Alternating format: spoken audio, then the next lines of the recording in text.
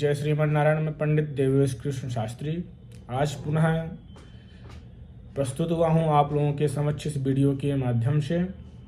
कल हम किन्हीं कारणों से प्रस्तुत नहीं हो पाए। उसके पूर्व हमने इस कुंडली के सप्तम भाव के बारे में ज्ञात किया।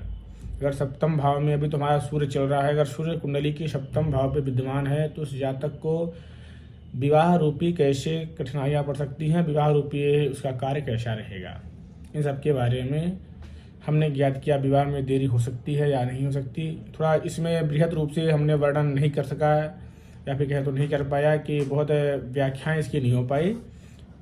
कुछ निम्न छोटी बहुत जो जानकारियाँ थी वो हमने प्रदान की। कभी अगर समय मिलता है तो उस सप्तम भाव के बारे में हम पुनः बृहद वीडियो लेके आएंगे। तो आज हम प्रायः आगे चलते हैं कुंडली के अष्टम भाव की ओर। अगर अष्टम भाव में सूर्य विद्यमान है तो जातक या जातिका को जन्म से संबंधित उसे कैसी परिस्थितियों का सामना करना पड़ सकता है, या फिर कहें तो ऐसे जातक विश्वास के पात्र होंगे या फिर नहीं होंगे, या फिर ऐसे जातक कैसे वस्तुओं से उनका प्रेम रहेगा, या फिर उनके जीवन का प्रकाश किस ओर खुला है, जिस और वो अपनी सफलता की सीढ़ियों को चढ़ते जाएं तो अपनी सफलता को प्राप्त करें। आज हम इन सब के बारे में चर्चा करेंगे। प्रायः एक सुंदर सा श्लोक के माध्यम पुस्तक के माध्यम से हम चर्चा करेंगे। चमत्कार चिंतामणि पुस्तक का नाम है। उसके अनुसार हम थोड़ा इस अष्टम भाव के बारे में देखेंगे। ये कहा गया है कि क्रियालम पटम तष्टमे कष्टभाजम, कि ऐसे जातक जिनके कुंडली में जन्मांग में लग्न में सूर्य अष्टम भाव पर विद्यमान है। प्रायः हमने देखिए प्रथम भाव, द्वितीय भाव, तृतीय भाव, चतुर्थ, पंचम, षष्टम, सप्तम भाव तक हमने वीडियो उपलब्ध करा चुके हैं आप लोगों के समक्ष। अगर जो लोग अगर कुंडली जिन लोगों के कुंडली में सूर्य अगर द्वितीय भाव, तृतीय भाव, चतुर्थ, पंचम, षष्टम, सप्तम या फिर प्रथम भाव में विद्यमान है तो प्रायः हमारे इस यूट्यूब चैनल पर वीडियो पड़ी हुई है, आप उसे देख सकते हैं। आज हम प्रायः इस अष्टम भाव के बारे में चर्चा करेंगे। हमारा यूट्यूब चैनल पंडित देवेश कृष्ण शास्त्री नाम से है। तो अष्टम भाव की ओर हम आते हैं कि कहा गया है क्रियालम पटम तष्टमे कष्टभाजम, कि ऐसे व्यक्ति जिनके कुंडली में सूर्य अष्टम भाव पर विद्यमान है, स्थित है, सुप्रतिष्ठित है, ऐसे व्यक्ति, अष्टम भाव को रंध भाव भी कहा गया है, ऐसे व्यक्तियों पर आप भरोसा बिल्कुल मत कीजिएगा। कहें तो ऐसे व्यक्ति अष्टम भाव वाले, सूर्य विद्यमान अष्टम भाव वाले व्यक्तियों के ऊपर भरोसा करना ही कदाचित अपने आप से धोखा देना है।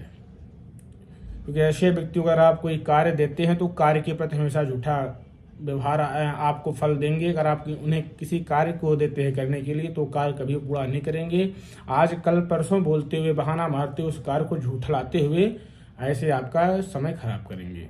इसलिए अष्टम भाव वालों से थोड़ा ऐसे व्यक्ति बच के रहें अगर कोई उनसे आप कार्य करवाना चाहते हैं तो। आगे हम चलते हैं तो अगर अष्टम भाव वाले व्यक्ति, ऐसे व्यक्ति कष्टों को भोगते हैं। देखिए प्रायः स्वाभाविक बात है, अगर हम किसी के साथ छल कपट करेंगे, झूठ बोलेंगे तो हमें कुछ न कुछ कष्ट की प्राप्ति होगी ही होगी, इसमें कोई संशय नहीं है।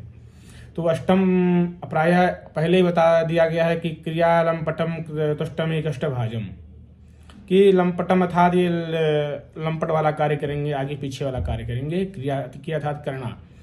तो जब वो किसी के साथ ऐसे धोखाधड़ी वाला कार्य करेंगे तो स्वाभाविक बात है उन्हें आगे आने वाले समय में कष्ट की प्राप्ति होगी ही होगी, क्योंकि परमात्मा की घड़ी सब पे बराबर चलती है।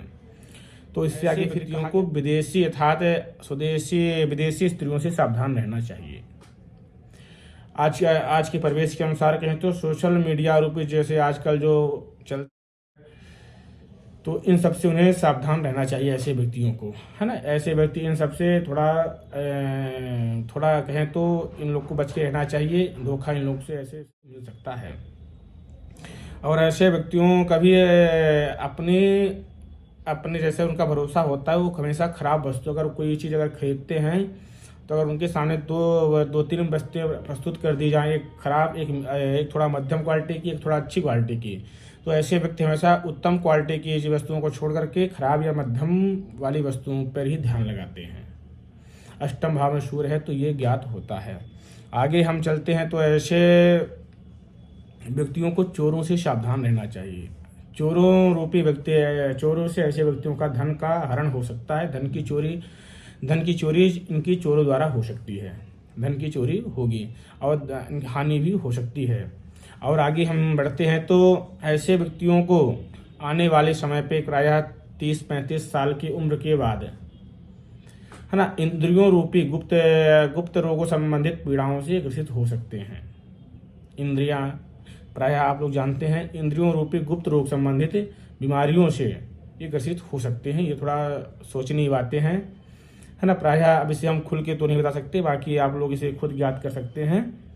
ऐसे कष्टों को हमारे इस अष्टम भाव में सूर्य है तो बताया गया है। कल हम पुनः सूर्य के नवम भाव के बारे में चर्चा करेंगे। अगर सूर्य नवम भाव में विद्यमान है, स्थित है, तो उससे हमें किस फल की प्राप्ति होगी। जय श्रीमन नारायण। में पंडित देवेश के शास्त्री।